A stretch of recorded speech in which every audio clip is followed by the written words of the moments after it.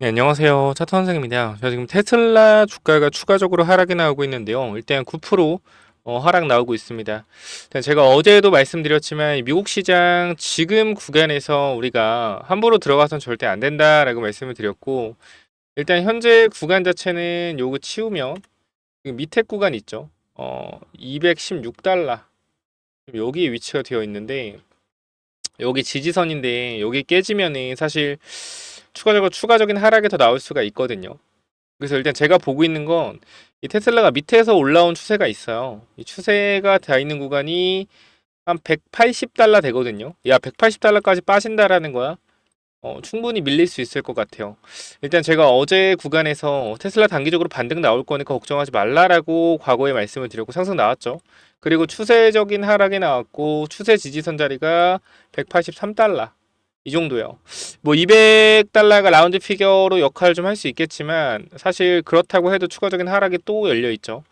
저는 지금 테슬라 분명 위쪽에 물려 계신 분들 많을 거고 밑에서 수익 중인 분들도 많을 것 같은데 뭐 테슬라의 미래적 가치를 따진다라고 했을 때는 크게 문제는 없다. 근데 주식시장에서 가장 중요한 거는 오너 리스크인데 일론 머스크가 사실 오너 리스크라고 말하기는 사실 테슬라를 이 자리까지 올려놓은 인물이기 때문에 오너 리스크라기보다는 이 정치적 리스크가 좀 크다라는 거고 우리가 지금 테슬라의 이제 미래는 전기차가 아니죠. 전기차가 중요하겠지만 AI, 휴머노이드 이쪽을 조금 우리가 집중해서 봐줘야 되는 부분들이 있어요.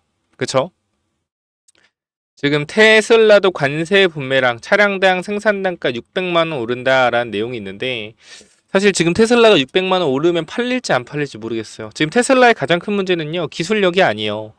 이 테슬라가 지금 보여주고 있는 껍데기 있죠. 솔직히 말씀드리면 껍데기. 그러니까 테슬라가 풀체인지가 지금 안 되잖아요. 외관 자체가. 과거의 디자인이 그대로 유지가 되고 있단 말이야. 이것도 문제가 되는 부분이요. 가격은 계속 오르는데 과거의 디자인을 계속 유지한다라고 하면 사실상 신차는 안 팔리고 중고차가 많이 팔리는 부분으로 갈 거란 말이에요. 그래서 이 부분들도 조금 이제 테슬라가 어느 정도 외관을 좀 바꿔야 되는 부분인데 이것도 사실 판매량에 분명 영향을 미치고 있다. 미국에서 판매되는 테슬라 부품의 약 25%가 멕시코에서 오고 또 다른 10%는 해외 어디선가 나오는데 중국일 가능성이 높다. 구체적으로 가장 저렴한 모델인 모델 3의 경우 멕시코 수입 부품이 20%, 기타 국가가 5%지만 모델 X의 경우 멕시코산이 25%, 기타 국가가 15%를 차지해 전체 40%가 외산 부품이었다. 밸런스는 이에 따라 미국이 멕시코 및 아시아 국가에 관세를 부과하며 테슬라의 평균 생산 비용을 11%가 상승시킬 것이고 이는 4,000달러에 해당된다고 추정했다.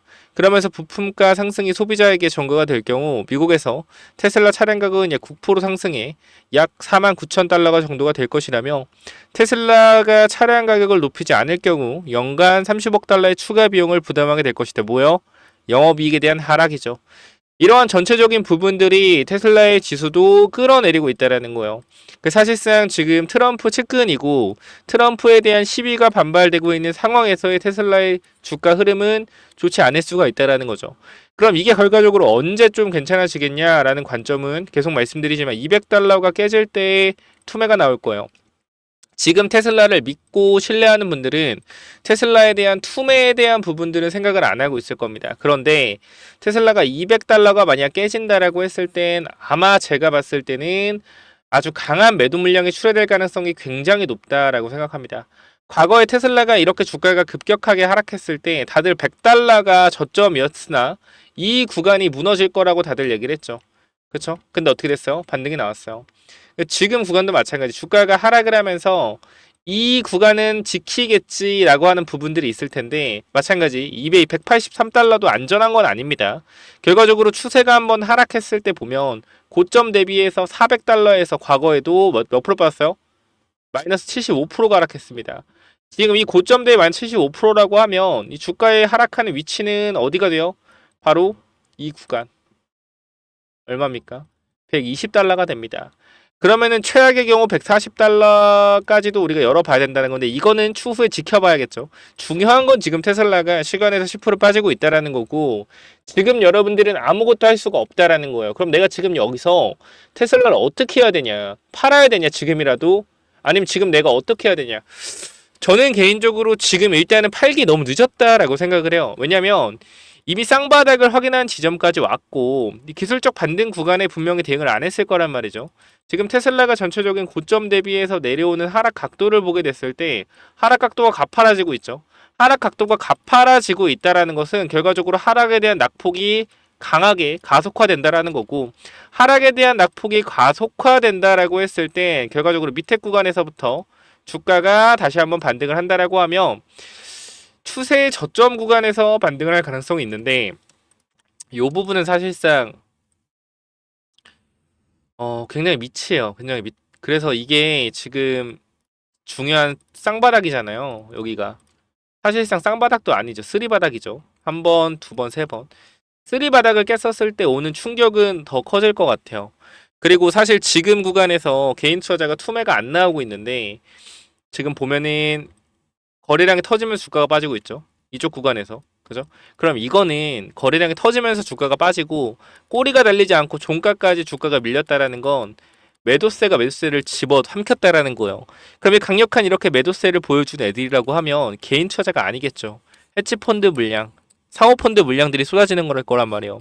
그래서 지금 구간에서 여러분들이 조금 집중을 해줘야 되는 부분은 뭐냐면, 추가적인 하락 가능성에 대해서 열어둬야 된다. 그럼 추가 매수는 어떻게 해야 돼? 바닥이 잡히는 구간을 확인해야 되는데, 이렇게 내려갔을 때 사면 안 됩니다. 적어도 내려갔다 올라오면서 이 큰 내려오는 하락하는 추세를 돌려주는 구간, 이 하락하는 추세를 돌려주는 구간이 나왔을 때 우리가 다시 한번 상승에 대한 모멘텀이 발생되는 거예요. 그래서 우리가 지금은 하락 채널 안에 계속 움직이고 있기 때문에 이 하락 채널을 돌리는 자리가 나오게 되면 그때 타이밍을 잡을 거고, 이 채널 자체가 형성이 돼 있기 때문에 여기서 돌린다 밑에 돌릴 수도 있어요. 그러니까 지금 구간 함부로 매수 타이밍 잡지 말고 기다려라. 분명히 지금 주가 빠질 때마다 싸다 싸다 싸다 안 봐도 뻔해요. 여러분들 결과적으로 서학개미지만 개미 투자자기 때문에 이런 데 샀다라고 했을 때 이렇게 빠졌을 때 싸다 싸다 이러면서 계속 샀을 거란 말이야. 싸다 싸다 이러면서 안 봐도 비디오죠. 그러니까 지금 추가 매수하지 말고 좀만 더 기다렸다가 추가 매수 타이밍 잡으세요. 그 말씀드리겠습니다. 그렇기 때문에 지금 테슬라 관련돼서 추가 매수 절대 하지 마시고 제가 타이밍 잡아 드릴 거예요. 그래서 이 타이밍 관련돼서 여러분들이 지금 같이 타이밍 잡으실 분들 있다라고 하면 현재 제 텔레그램 방에 한 4,000분 정도 들어와 계시거든요. 이 부분 우리 같이 한번 대응해 볼 거니까 현 구간에서 같이 대응하실 분들 위쪽 번호 하나 남겨 놓겠습니다.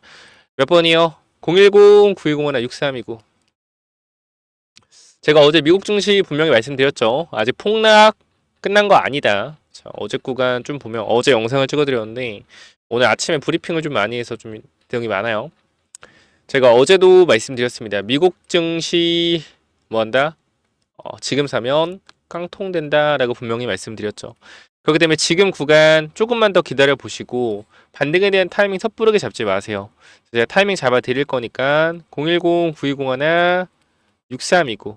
자, 이쪽으로 간단하게 테슬라라고 남겨주시면 제가 타이밍 잡아 드리도록 하겠습니다. 단기적으로 우리가 어디서 물 타야 돼요? 내려오는 추세를 돌렸을 때. 싸다고 물 타면 안 됩니다. 추세를 못 돌리면 싸다고 해서 물 타면 안 돼요. 이 부분 기억을 하시고 테슬라라고 남겨주시면 여러분들 입장 도와드릴 거니까 꼭 테슬라 남겨주셔서 타이밍 잡으시고, 제가 바닥을 잡는 기법까지 여러분들한테 전달 드릴게요. 어제가 차트라는 것이 미국 주식이나 국내 주식 똑같거든요.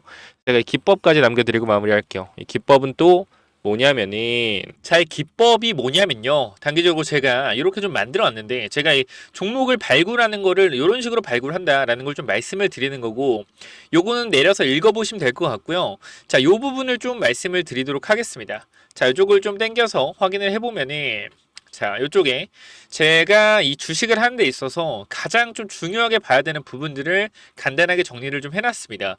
세력들이 매집하는 원리를 알아야 버틸 수 있는 힘이 생긴다라는 건데, 주식이라는 건 항상 변동성이 있기 때문에 이 변동성에 저점 부근에 매수를 해야지 올라갔다 내려갔다 올라갔다 내려갔다 할 때 이 가장 저점 부분에 잡아놔야지 변동성에 견딜 수 있다라는 건데, 만약에 이 변동성의 중간 부분에 잡아 놓더라도 세력이 매집을 했다라는 확신만 있으면 내가 버텨갈 수 있다라는 겁니다.